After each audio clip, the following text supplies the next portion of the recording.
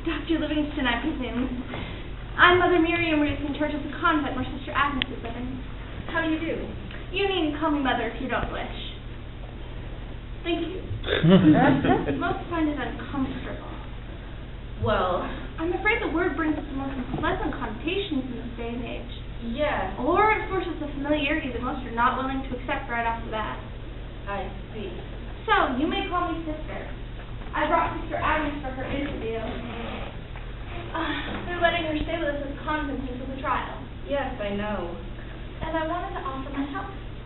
Well, thank you, Sister, but I haven't even met Sister Agnes yet. If there's any confusion after I speak to her... And you must have tons of questions. I do, but I'd like to ask them of Agnes.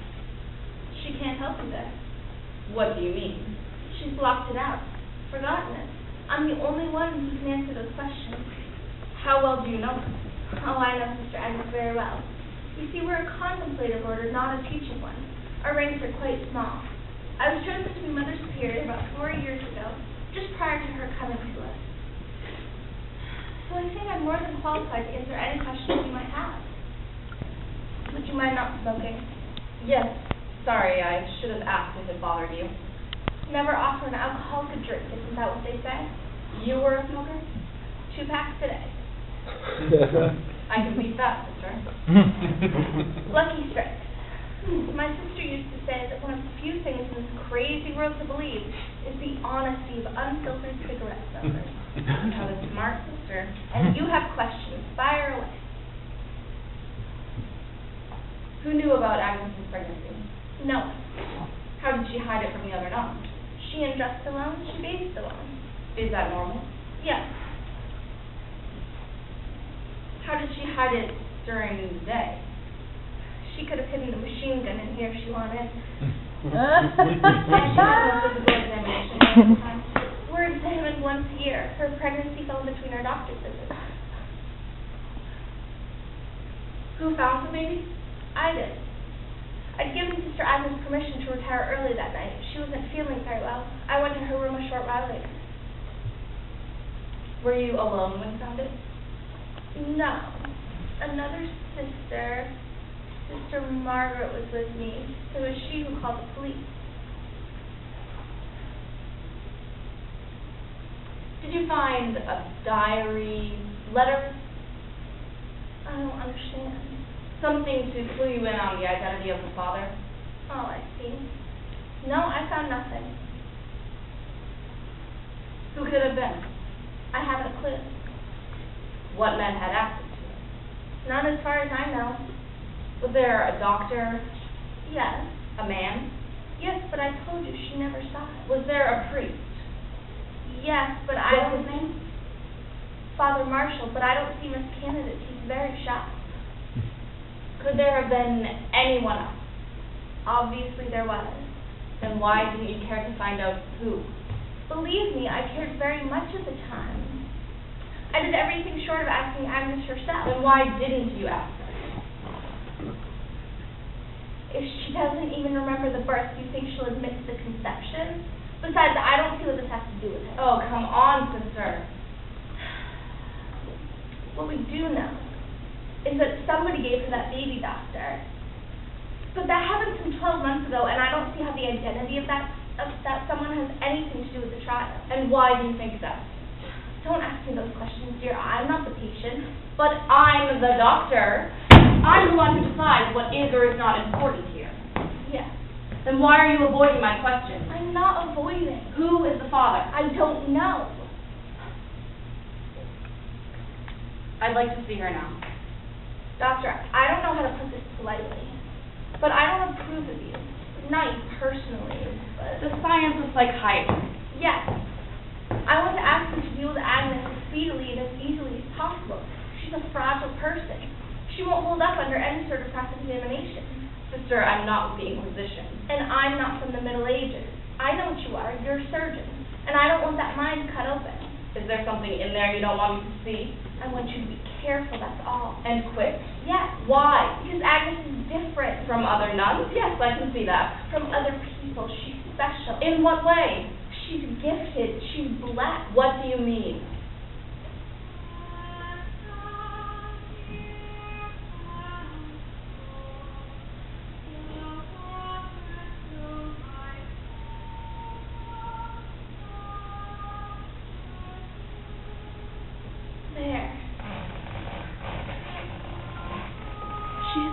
of an angel. Does she often sing when she's alone? Always. She's embarrassed to sing in front of others. Who taught her? I don't know.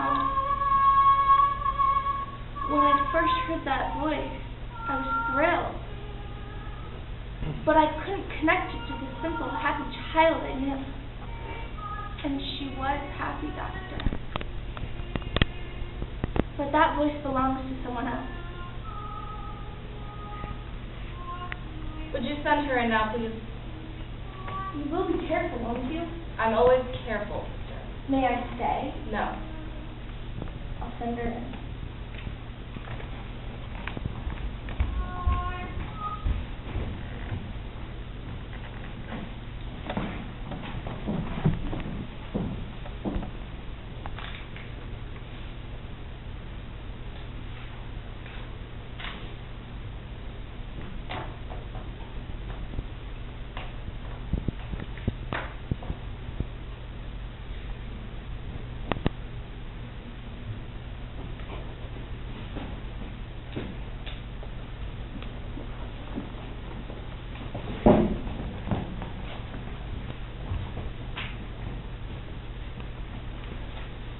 Hello. Hello, I'm Dr. Livingston. I've been asked to talk to you, may I? Yes.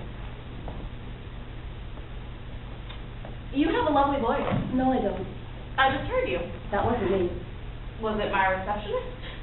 You saw her, didn't you? The tall woman with the purple hair who kind of looks like an ostrich. That's not very nice to say, but she does, doesn't she? Yes. You're very pretty, Agnes. No, I'm not. Hasn't anyone ever told you that before? I don't know. Then I'm telling you now. You're very pretty, and you have a lovely voice. Let's talk about something else. What would you like to talk about? I don't know. Anything. First thing comes to your mind. God. But there's nothing to say about God. Second thing comes to your mind. Love. Why love? I don't know. Have you ever loved anyone, Agnes? God. Have you ever loved another human? Oh, yes. And who is that? Everyone. Who in particular? Right now? Yes. I love you. Have you ever loved a man other than Jesus Christ? Yes. And who? Oh, there's so many. Well, do you love Father Marshall? Oh, yes. And do you think he loves you? Oh, I know he does. He told you that? No, but I can see it when I look at him. You've been alone together? Oh, yes. Often? At least once a week. Did you like that? Mm-hmm. Where do you meet? In the confessional.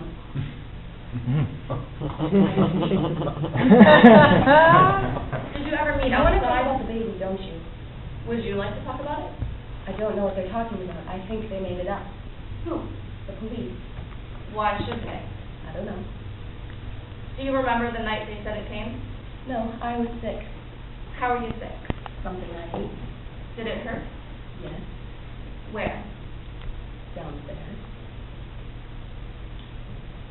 And what did you do? I went to my room. What happened there? I got sicker. And then? I fell asleep. In the middle of all that pain? Yes. But where did the baby come from? What baby? The baby they made up. From their head. Is that where they say it came from? No, they say it came from the waste paper basket. Where did it come from before that? I don't understand. How are babies born? Don't you know? Yes, I think I do, but I want you Look, to. I don't understand. Everybody wants to talk about the baby. You want to talk about the baby. But I never saw any baby, so I can't talk about the baby because I don't believe in the baby. Then let's talk about something else. No, I'm tired of talking. I have been talking for weeks and nobody believes me when I tell them anything. But I'll listen. That's my job. I don't want to answer any more questions. Then how would you like to ask? What do you mean? Just like that. You ask, I'll answer. What's your real name? Martha will be happy. Are you married? No. Would you like to be? Not at the moment, no. Do you have children? No. Would you like them? I can't have them anymore. Why? I stopped menstruating. Why do you smoke? Does it bother you? No question. Smoking is an obsession with me. I started smoking when my mother died. She was an obsession too. I suppose I'll stop smoking when I become obsessed with something else. I bet you're sorry you asked. Any more questions? One. What's that? Where do you think babies come from? From their mothers and fathers, of course. Before that, I don't know. Well, I think they come from when an angel lights on his mother's chest and whispers in her ear. That makes good babies start to grow. Bad babies come from when a fallen angel squeezes in down there, and they grow, and then they come out down there. I don't know where good babies come out. And you can never tell the difference, except that bad babies cry a lot, and they make their fathers go away, and their mummies get very ill and die sometimes. I know Mummy wasn't very happy when she died, and I think she went to hell, because every time I see her, she looks like she stepped out of a hot shower. And I'm never sure if it's her or the lady who tells me things. They fight over me all the time, the lady I saw when I was 10. I was lying on the grass, looking at the sun, and the sun became a cloud, and the cloud became a lady, and she told me she would tell me things. And then her hand had a hole and she had a hole in her side, and her feet started to bleed. And I tried to catch the blood as it fell from the sky, but then I couldn't see anymore because my eyes hurt because there were big black spots in front of them. And she tells me things, like right now she's saying, "Marie! Marie!" But I don't know what that means. And she uses me to sing. It's like she's throwing a big hook through the air and it catches me under the ribs. And she's trying to pull me up, but I can't move because Mummy's holding my feet down, and all I can do is sing in her voice. It's the lady's voice. God loves you. God loves you. Do you know a Marie? No. Do you?